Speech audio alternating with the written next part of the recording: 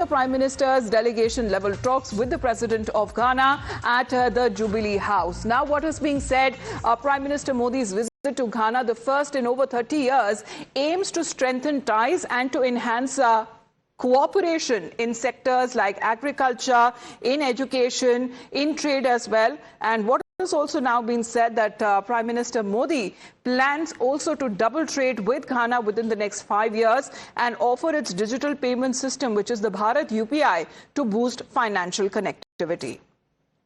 Well, Srinjoy, as far as multiple deals that have been signed between the two nations, can you tell us about its significance and what all have been the factors that have now been exchanged between India and Ghana? Well, agriculture is very important because both countries can work together very easily. Trade. Now, India and Ghana can double its trade. There is no reason why that cannot happen. Also, security ties, which have not been mentioned as clearly. Security ties, because of Ghana's geographical location, very strategic.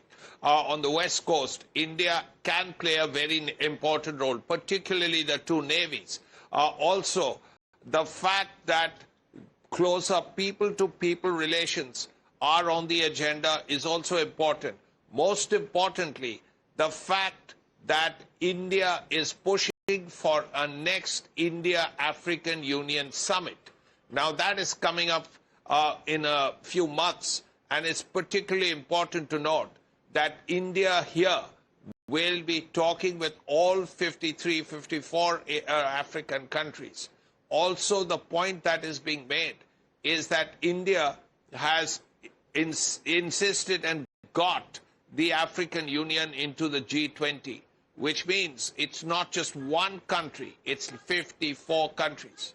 Now, these are all important issues which are getting into the building of a strategic relationship. Are we looking at new frontiers in defense and minerals that have also been established between India and Ghana? Yes, as far as defense is concerned, security is concerned, where terrorism, there is a general discussion. But as far as the defense issues are involved, the navies can play a very important role. They can work together very well, and Accra and New Delhi are aware of certain developments in the world, of the Chinese trying to reach out in Africa. Srinjoy, please continue to be with us. Mr. Fabian is also connected with us. Good morning to you, Mr. Fabian. How do you see India-Ghana relationships? Do you see, as far as immense scope, especially when it comes to working closely as critical sectors that include defense and maritime security? Yes, Ghana is an important country, and we have had very good relations with Ghana, and the Prime Minister's visit is important, but we should also bear in mind that there are 193 member states of the UN, and obviously the Prime Minister of India cannot visit all the countries. It takes time, but we have managed it very well. Prime Minister Modi has been taking the time to visit as many countries as possible, and we also have an Indian community there, and our relations with Ghana, which was known earlier as the Gold Coast, are very, very important.